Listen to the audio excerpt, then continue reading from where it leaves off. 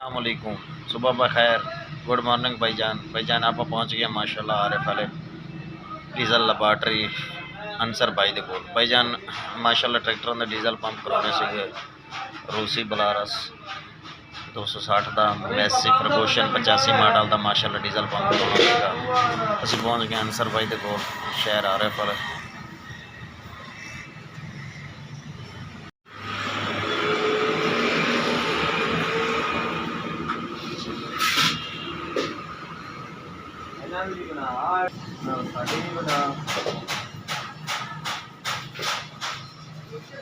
अपनी दुकान दी नाम का डीजल बाटरी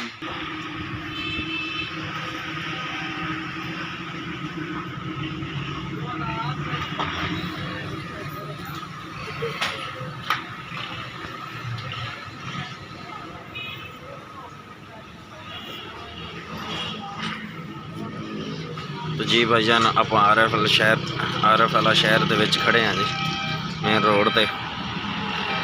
इधर एक पुरजा खड़ा चेक करो माशाल्लाह। कमेंट च अपनी राय का इजहार जरूर करियो केड़ा मॉडल आ मैंने तो पता नहीं लगता।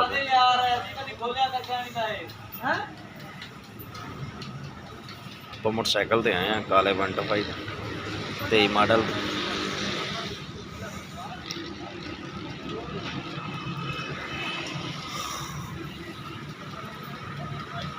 एक पंप अपना 17 मॉडल का, एक मैसी का अपना आया गया 85 मॉडल।